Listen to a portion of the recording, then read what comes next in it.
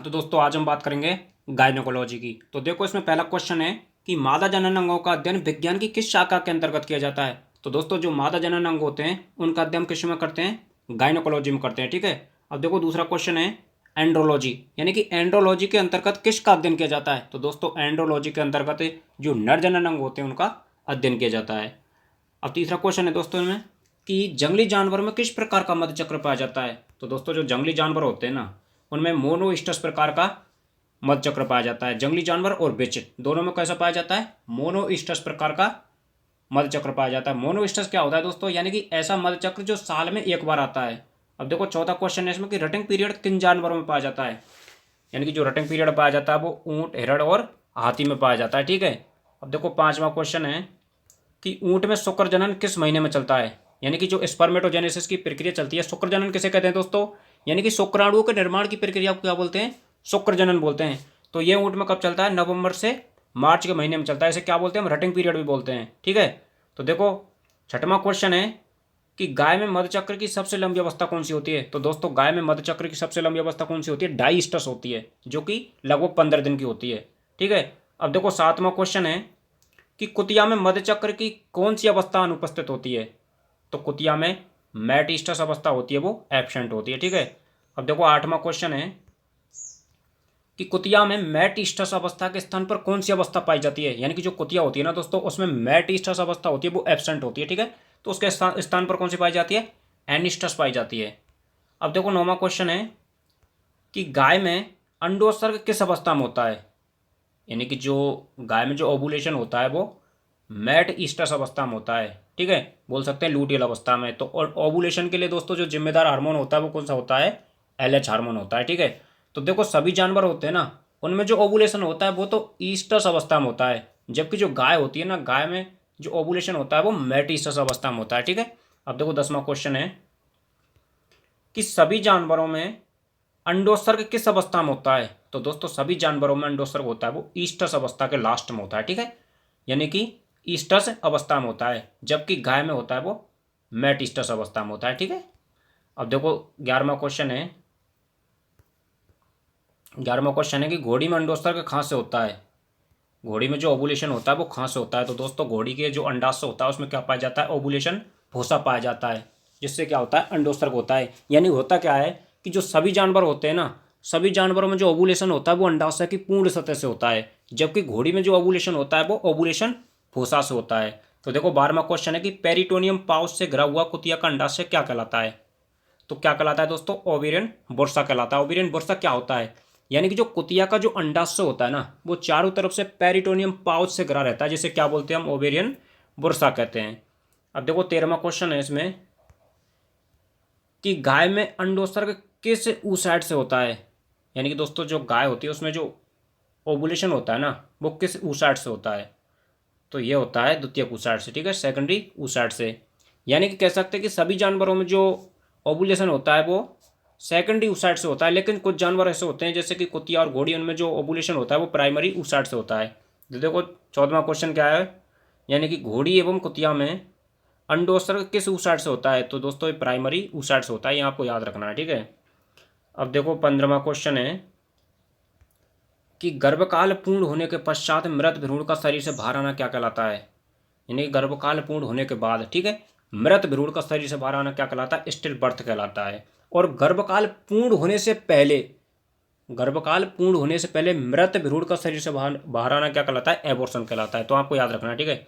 अब देखो 16वां क्वेश्चन है कि नर जनन अंगों का विकास किस नलिका के द्वारा होता है, यानी कि गर्भाशय में जो नर जनन अंग होते हैं उनका विकास किस नलिका के द्वारा होता है। तो दोस्तों वो होगी बुल्पियन डक्ट, यानी कि मीजोनेफ्रिक डक्ट भी बोलते हैं। अब देखो 17वां क्वेश्चन है कि मादा में बुल्फियन डक्ट का अपसेसी भाग क्या कहलाता है। मादा में जो बुल्फियन डक्ट का अपसेसी भाग होता है वो क्या कहलाता है, कैनाल ऑफ गार्डनर कहलाता है। जो गार्डनर है दोस्तों ये साइंटिस्ट का नाम है। ठीक है। और कैनाल क्या होती है, कैनाल क्या होती है, नल का बोल सकते हैं। ठीक है। अब देखो 18वां क्वेश्चन है कि मादा जनन अंगों का विकास किस नलिका के द्वारा होता है। जो मादा जनन अंग होते हैं उनका विकास मुलेरियन डक्ट के द्वारा होता है, जिसे पैरामीजोनेफ्रिक डक्ट भी बोलते हैं। देखो 19वां क्वेश्चन है दोस्तों कि भेड़ में मधुचक्र की लंबाई कितनी होती है। भेड़ में मध्यचक्र की लंबाई कितनी होती है? तो होती है 17 दिन की। 20वां क्वेश्चन है, कुतिया में मध्यकाल की लंबाई कितनी होती है? यानी कि मध्यकाल दोस्तों उसे कहते हैं यानी कि पशु हीट में कितने दिन तक रहता है। ठीक है, ईस्ट्रस जो साइकिल चलता है ना, उसके दौरान पशु कितने दिन तक हीट में रहता है, तो उसे बोलते हैं मध्यकाल। तो दोस्तों जो कुतिया में जो मध्यचक्र की लंबाई होती है वो तो कितनी होती है? 6 से 7 माह होती है। ठीक है, और मध्यकाल की लंबाई होती है वो कितनी होती है? 9 दिन होती है। तो आपको याद रखना है।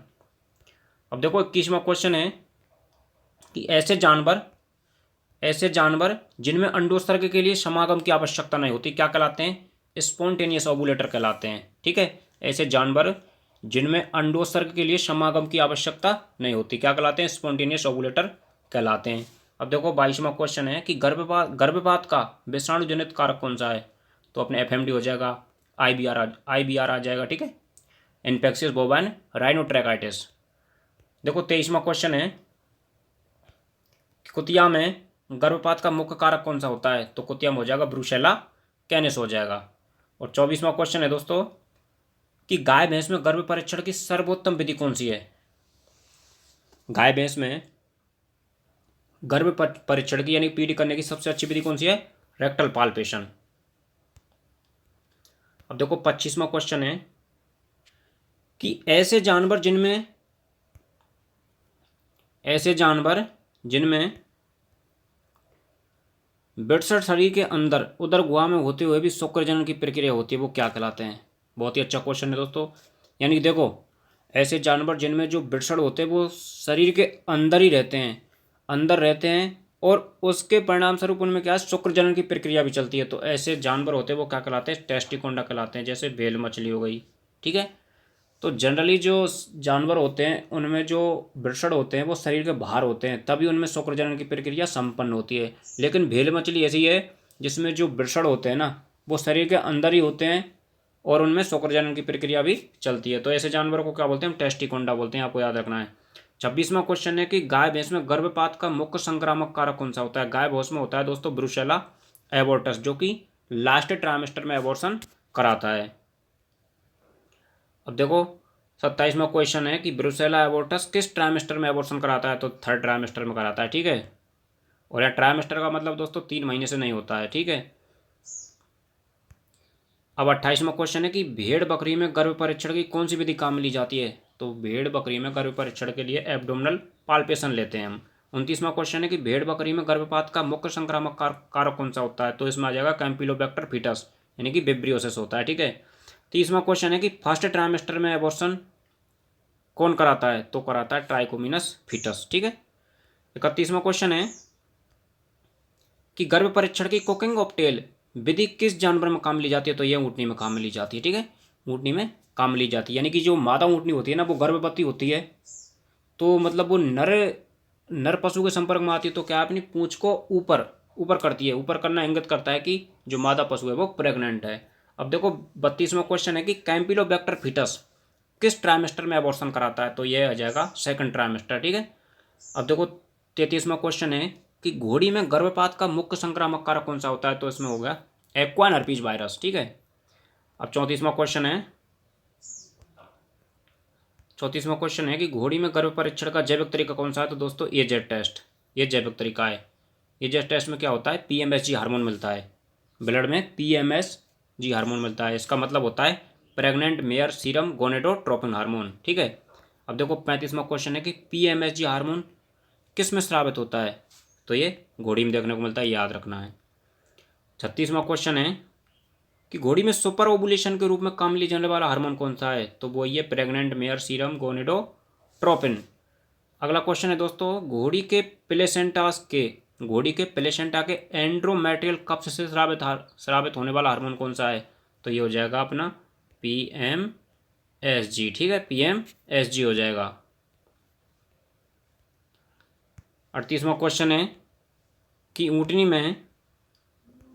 में गर्भपात का मुख्य संक्रामक कौन सा है? तो इसमें कराता है ट्रिप्नोसोमा एवांसी। यानी कि ट्रिप्नोसोमा एवांसी क्या होता है? सर्रा का कारक होता है। 39वां क्वेश्चन है घोड़ी में गर्भ परीक्षण का रासायनिक तरीका कौन सा है? तो इसमें कुबोनी टेस्ट आ जाएगा। और 40वां क्वेश्चन है पशुओं में गर्भपात किस हार्मोन के कारण होता है? यानी कि ऐसे कह सकते हैं कि पशुओं में जो एबॉर्शन होता है वो किस हार्मोन की कमी से होता है, तो प्रोजेस्टेरोन हार्मोन की कमी से होता है। देखो 41वां क्वेश्चन है कि गर्भ परीक्षण के दौरान कितने दिन पर भ्रूण की झिल्लियों में फिसलन महसूस होती है, तो 35 से 90 दिन की। फ्रेमाइटिस क्या होता है, मध्य गर्भाशय धमनियों में ब्लड की सप्लाई तेज हो जाती है, उसे क्या बोलते हैं हम, फ्रेमाइटिस बोलते हैं।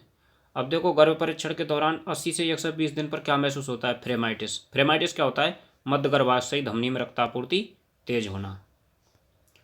अब देखो हॉर्न छोटा एवं बॉडी बड़ी, हॉर्न छोटा और बॉडी बड़ी किन जानवर में पाई जाती है, तो मेयर में पाई जाती है, जिसे हम क्या बोलते हैं, बाईपार्टाइट बोलते हैं। बाईपार्टाइट क्या होता है, यानी कि हॉर्न की तुलना में बॉडी का बड़ा होना क्या कहलाता है, बाईपार्टाइट कहलाता है। तो ये किसमें होती है, घोड़ी में होती है, आपको याद रखना है।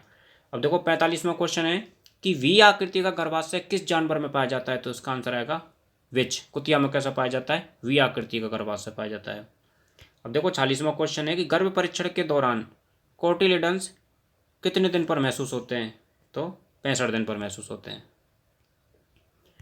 कोटिलिडन्स प्लस कैरेंकल मिलकर कौन सी संरचना बनाते हैं, तो वो बनाते हैं दोस्तों प्लेसेंटोम। क्या बनाते हैं, प्लेसेंटोम। प्लेसेंटोम महसूस कब होते हैं, 75 से 80 दिन की उम्र पर। अब देखो 49वां क्वेश्चन है कि बाइकॉर्नुएट गर्भाशय किन जानवरों में पाया जाता है, तो सबसे पहले तो हम बात करते हैं कि बाइकॉर्नुएट होता क्या है। तो इसमें दोस्तों बॉडी की तुलना में हॉर्न बड़े होते हैं, बॉडी की तुलना में हॉर्न बड़े होते हैं, जैसे कि इसमें सुअरी, ऊँटनी, कुतिया और रूमिनेंट्स। बॉडी की तुलना में हॉर्न बड़े होते हैं। तो देखो इसमें पढ़ा था हमने 44वें में कि हॉर्न छोटा एवं बॉडी बड़ी होती है, तो इसके विपरीत होती है बाइकॉर्नुएट। तो देखो 50वां क्वेश्चन है कि दो हॉर्न, दो बॉडी एवं दो सर्विक्स किस जानवर में पाई जाती हैं, तो खरगोश में पाई जाती हैं। 51वां क्वेश्चन है कि रूमिनेंट जानवरों में किस आकृति का गर्भाशय पाया जाता है, तो बाई आकृति का पाया जाता है। और टी आकृति का गर्भाशय किस जानवर में पाया जाता है, तो घोड़ी में पाया जाता है। माँ एवं भ्रूण के मध्य कार्य की संबंध बनाने वाली संरचना को क्या बोलते हैं, हम प्लेसेंटा कहते हैं। 54वां क्वेश्चन है कि भ्रूण के रक्त का शुद्धिकरण कहाँ होता है, तो प्लेसेंटा में होता है, कोई बड़ी बात नहीं, ठीक है। अब देखो 55वां क्वेश्चन है कि डिफ्यूज प्लेसेंटा किस प्रकार के जानवरों में पाया जाता है, तो ऊँटनी, सुअरी एवं घोड़ी में पाया जाता है, ये जिसे एपिथेलियो कोरियल बोलते हैं। 56वां क्वेश्चन है दोस्तों, हीट के लिए जिम्मेदार हार्मोन कौन सा होता है, ईस्ट्रोजन हार्मोन होता है। और गाय भैंस में कृत्रिम गर्भाधान की कौन सी विधि काम में लेते हैं, रेक्टोवैजाइनल मेथड। और देखो रूमिनेंट जानवरों में किस प्रकार का प्लेसेंटा पाया जाता है, कोटिलिडनरी प्लेसेंटा पाया जाता है, जैसे क्या बोलते हैं, सिंडेस्मोकोरियल प्लेसेंटा बोलते हैं, कोई बड़ी बात नहीं है खास, ठीक है। अब देखो 59वां क्वेश्चन है कि गर्भावस्था को बनाए रखने के लिए जिम्मेदार हार्मोन, ये बहुत महत्वपूर्ण है, यानी कि प्रेगनेंसी मेंटेन हार्मोन कौन सा है, प्रोजेस्टेरोन। शुक्राणु की सांद्रता सबसे ज़्यादा किस जानवर में होती है, भेड़ में होती है। जोनरी यानी कि एंडोथेलियो कोरियल प्लेसेंटा किस जानवर पाया जाता है, कुतिया और बिल्ली में पाया जाता है। प्रतिस्खलन वीर्य की मात्रा सबसे ज़्यादा किस जानवर में होती है, सूअर में होती है, यानी कि एक बार में वीर्य की मात्रा निकलती है वो सबसे ज़्यादा किस में निकलती है, सूअर में निकलती है, जो कि 200 से 250 ml निकलती है। 64वां क्वेश्चन है कि कृत्रिम गर्भाधान करने के लिए वैजाइनल स्पेकुलम विधि किस जानवर में काम ली जाती है, तो ये भेड़ बकरी में काम ली जाती है। 65वां क्वेश्चन है कि गाय में कृत्रिम गर्भाधान करने के लिए वीर्य की कितनी मात्रा काम में ली जाती है, तो 1 ml, ठीक है, 1 ml काम में लेते हैं। 66वां क्वेश्चन है कि गाय में कृत्रिम गर्भाधान का उचित स्थान क्या होता है, मिड सर्विक्स। 67वां क्वेश्चन है सुअरी में कृत्रिम गर्भाधान की कौन सी विधि काम में ली जाती है। सुअरी में दोस्तों लेते हैं हम cork screw pipette method, cork screw pipette method, ये आपको ध्यान रखना है। देखो गाय में कृत्रिम गर्भाधान का उचित समय क्या होता है, मिड हीट या ईस्टस अवस्था समाप्त होने के 12 से 18 घंटे बाद। वीर्य को हिमशीतित करने के लिए सबसे ज्यादा काम में ली जाने वाला क्रायोजन कौन सा है, तो वो है LN2 यानी कि तरल नाइट्रोजन, ठीक है, लिक्विड नाइट्रोजन। देखो 70वां क्वेश्चन है कि भेड़ में कृत्रिम गर्भाधान का उचित स्थान क्या होता है, सर्विक्स होती है। 71वां क्वेश्चन है कि LN2 का तापमान कितना होता है, -196 डिग्री सेंटीग्रेड होता है। अगला क्वेश्चन है कि वीर्य को संक्रमण से बचाने के लिए क्रायोप्रोटेक्टिव एजेंट के रूप में काम लिए जाने वाला पदार्थ कौन सा है, तो ग्लिसरॉल है। 73वां क्वेश्चन है कि सबसे ज्यादा काम में आने वाली सीमा निष्ठा कौन सी है, फ्रेंच मिनी। कृत्रिम गर्भाधान के लिए थोइंग तापमान कितना होता है, थोमिंग तापमान कितना होता है, 37 डिग्री सेंटीग्रेड 30 सेकंड के लिए। फ्रेंच मिनी स्ट्रा में वीर्य का आयतन कितना होता है? 0.25 ml, ठीक है, 0.25 ml। रीडिंग टेस्ट किस जानवर में काम लिया जाता है? सुअर में काम लिया जाता है। हीट के समय समलैंगिक व्यवहार दर्शाती है गाय। 78वां क्वेश्चन है कि फ्रेंच मिनी स्ट्रा की लंबाई कितनी होती है? 133 mm। साइलेंट हीट किस जानवर में देखने को मिलती है? भैंस में देखने को मिलती है। विंकिंग ऑफ क्लाइटोरिस किस जानवर में हीट का लक्षण है? तो घोड़ी में। प्रोइस्टस ब्लीडिंग किस जानवर में देखने को मिलती है? कुतिया में। मोस्ट है दोस्तों, इसको याद रखना, ठीक है। अंगूर के गुच्छे के समान अंडाशय किस जानवर की होती है? सुअर और मुर्गी की। पक्षियों में निषेचन का स्थान इनफंडिबुलम। आपको याद रखना है, घोड़ी की ओवेरी किस आकार की होती है? वीन आकार की, ठीक है, वीन शेप, यानी कि सेम के बीच के आकार की होती है। ल्यूटिलाइसिस हार्मोन किसे कहते हैं? प्रोस्टाग्लैंडिन हार्मोन को बोलते हैं, यानी कि PGF12 होता है उसको क्या बोलते हैं? ल्यूटिलाइसिस हार्मोन बोलते हैं, यानी कि कार्पस लूटियम को ये तोड़ने का काम करता है, इसलिए। देखो 86वां क्वेश्चन है कि जानवरों में निषेचन अंडवाहिनी के किस भाग में होता है? तो एम्पुला, या बोल सकते हैं एम्पुलर स्टेमिक जंक्शन पर होता है। 87वां क्वेश्चन है कि रूमिनेंट जानवरों के अंडाशय की आकृति कैसी होती है? तो बादाम आकार की होती है, ठीक है, आलमंड शेप। अब देखो 88वां क्वेश्चन है कि निषेचन से लेकर गर्भकाल के 12वें दिन तक की अवस्था क्या कहलाती है? तो स्टेज ऑफ ओवम कहलाती है, यानी कि स्टेज ऑफ ओवम कहलाती है। और 89वां क्वेश्चन है कि सर्विक्स का फैलाव प्रसव की किस अवस्था में होता है? तो वो प्रथम अवस्था में होता है। 90वां क्वेश्चन है दोस्तों कि फर्स्ट वाटर बैग भ्रूण की किस झिल्ली के द्वारा बना होता है? तो ये एलेंटोइस झिल्ली के द्वारा बना होता है, ठीक है। और देखो 51वां क्वेश्चन है अपना कि बच्चे का जन्म प्रसव की किस अवस्था में होता है? तो वो द्वितीय अवस्था में होता है, ठीक है। अच्छा, ये फर्गुसन रिफ्लेक्स किससे संबंधित है? यूटेराइन कॉन्ट्रैक्शन से।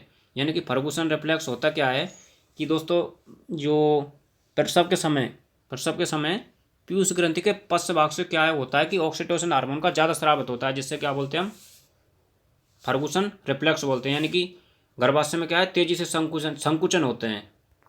देखो 93वां क्वेश्चन है गाय भैंस में इन्वोल्यूशन ऑफ यूट्रस का समय कितना होता है? यानी इन्वोल्यूशन ऑफ यूट्रस का मतलब ये होता है दोस्तों, यानी कि जो पशु के प्रसव होता है ना, तो गर्भाशय में कुछ बदलाव आते हैं, तो वे बदलाव पुनः उसी अवस्था में जो गर्भाशय आता है तो उसको बोलते हैं इन्वोल्यूशन ऑफ यूट्रस। तो इसमें 40 से 45 दिन का समय होता है। देखो 54वां क्वेश्चन है कि गर्भकाल के 13 से 45 दिन तक की अवस्था क्या कहलाती है? स्टेज ऑफ इम्ब्रायो कहलाती है। सेकंड वाटर बैग भ्रूण की किस झिल्ली के द्वारा बना होता है? तो एमनियन के द्वारा बना होता है। ट्रू वाटर बैग किसे कहते हैं? सेकंड वाटर बैग को बोलते हैं, ठीक है। देखो 70वां क्वेश्चन है कि गर्भकाल के 40वें दिन से लेकर प्रसव तक की अवस्था क्या कहलाती है? तो स्टेज ऑफ फीटस कहलाती है, यानी कि इस अवस्था के दौरान फीटस का निर्माण हो जाता है। जेर का गिरना प्रसव की किस अवस्था को इंगित करता है? तीसरी अवस्था को, ठीक है। तीसरी अवस्था में क्या होता है? एक तो जेर गिरता है और एक इन्वोल्यूशन ऑफ यूट्रस। देखो दोस्तों 99वां क्वेश्चन है अपना कि कुत्ते में पाई जाने वाली एकमात्र सहायक जनन ग्रंथि कौन सी है? तो प्रोस्टेट ग्रंथि पाई जाती है, बाकी सभी एब्सेंट होती हैं। अब देखो अपना लास्ट क्वेश्चन है कि यूरेथ्रल प्रोसेस किस जानवर में पाई जाती है? तो रैम और बक में पाई जाती है, यानी कि जो भेड़ा होता है और बकरे के ससल में यूरेथ्रल प्रोसेस पाई जाती है। तो दोस्तों अपने ये 100 क्वेश्चन कंप्लीट हुए, ठीक है।